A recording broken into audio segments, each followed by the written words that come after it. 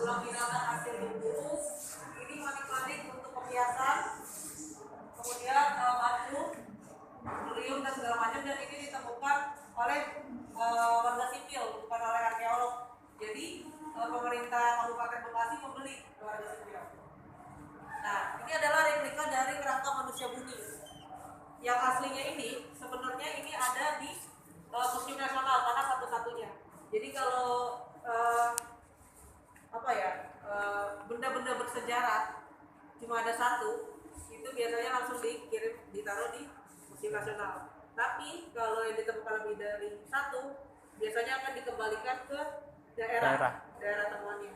Ini kerangka manusia bumi. Nah, kita bisa melihat juga ada gerabah Arika Medu. Itu ada seperti percampuran budaya India. Ini menandakan bahwa manusia bumi ini sudah mengenal perjalanan, sudah melakukan perjalanan ke luar daripada kawasan Buni sendiri. Nah, kawasan Buni ini juga mempengaruhi kebudayaan kerajaan Tarumanegara yang punya hubungan sama Bekasi. Kita sebelah.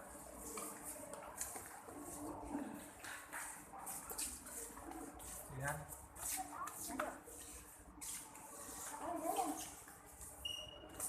Nah, ini kenapa ditaruh replika bata merah di sini? Karena ciri khas dari kerajaan Tarumanegara adalah bata merah. Dan ini seperti gapura, jadi seakan-akan seperti gerbangnya Tarumanegara. Nah, kenapa yang kita taruh di sini adalah Raja Purnawarman? Sebenarnya Raja Purnawarman itu adalah raja ketiga Tarumanegara. Cuma yang mempunyai utang besar sampai Bekasi adalah Raja Purnawarman. Nah, Raja Purnawarman ini dialah yang memberi nama Bekasi dari awal itu Candrabaga.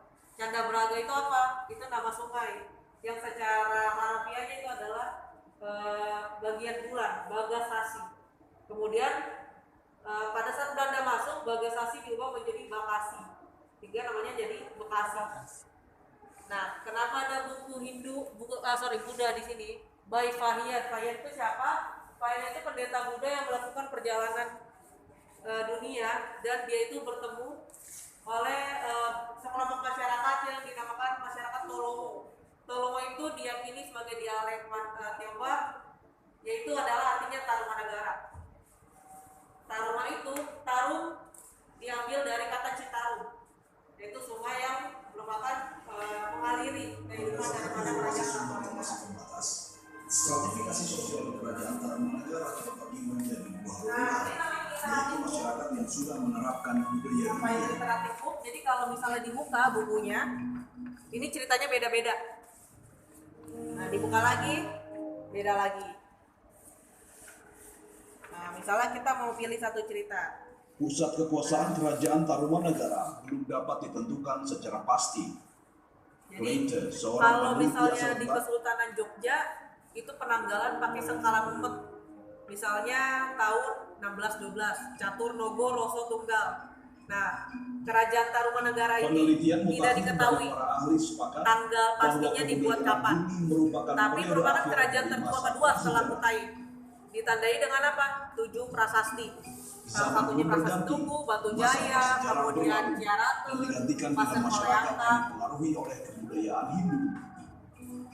Dari sumber yang cukup Nah, prasasti Tugu ini adalah prasasti yang menceritakan mengenai Raja Purnawarman yang dia itu membuat sebuah kali, menggali sebuah kali. Kalinya itu dialiri ke laut. Kenapa dialiri ke laut? Supaya untuk mengairi tanah-tanah lahan milik warga dan juga sebagai jalur perairan untuk perdagangan. Nah, karena Tarumanegara itu kerajaan Hindu, jadi karena itu sudah berhasil dilakukan, akhirnya mereka menyerahkan 100.000 sapi ke Brahmana. Nah, lebar daripada kalinya itu adalah 11 km. Itu diukurnya pakai 6.112 tombak. Mau buka? Ada yang mau buka? Masih menuju keterangan 7 prasasti peninggalan kerajaan Tarumanegara. Disimpulkan gitu. Ini interaktif. Kita ke sebelah lanjut. Pusat kekuasaan kerajaan Tarumanegara belum dapat ditentukan secara pasti. Meike, seorang peneliti asal Belanda, memperkirakan pusat kerajaan Tarumanegara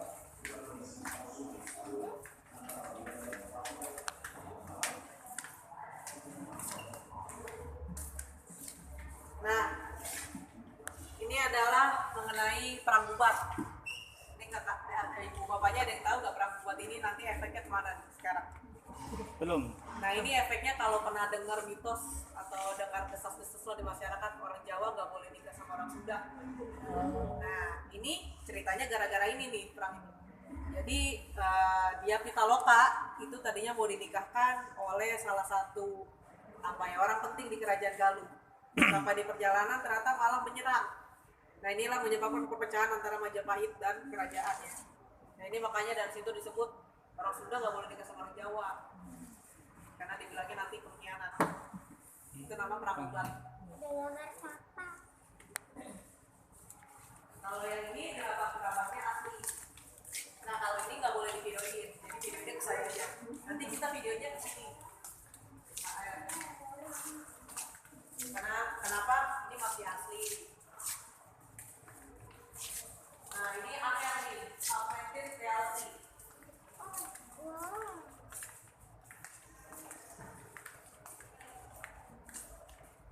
Jadi ini lagi maintenance. Nah, augmented reality ini kalau berfungsi, ini ceritanya kita seakan-akan sebagai Prabu Siliwangi, memakai baju Prabu Siliwangi, terus kita berada di lingkungan kerajaan Pajajaran. Cuma lagi nggak berfungsi. Tapi kalau mau foto boleh. Mau foto nggak? Foto.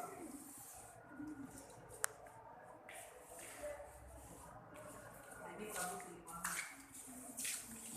Prabu Siliwangi ini dia kan diyakini berubah dirinya menjadi seekor singa harimau. Ya, karena kenapa? Dia tidak mau berpindah agama menjadi agama Muslim. Makanya dikejar-kejar sama Raden Kian Santang. Nah, orang prajurit-prajurit yang ikut sama Prabu Siliwangi itu katanya mengutuk dirinya sendiri menjadi ikan dewa. Ikan dewa itu di mana? Di Cibulan, Pemandian Cibulan, Cirebon. Jadi ikan itu gede-gede, mungkin segede paha orang dewasa, dan itu nggak boleh diambil. Dan itu kalau bapak ibu ke sana, bapak ibu bisa berenang bareng ikannya, tapi nggak nabrak. Padahal ikannya gede-gede, mungkin 2 kali tangan kali, gede banget, dan itu nggak boleh diambil. Kalau diambil, katanya orang yang ngambil bakal sakit dan dihantui gitu, maksudnya bisa dikembalikan lagi. Dan itu dia kalau mati, kalau ikan kan mati biasanya tergeletak ya gitu ya. Kalau dia di dasar seperti orang, dan ikannya itu bersilau. Jadi kalau bapak ibu berenang nggak usah pakai kacamata renang, itu kelihatan, tapi nggak nabrak. Itu di Pemandian Cibulan, itu katanya tentara loyalis lah ya, Prabu Siliwangi.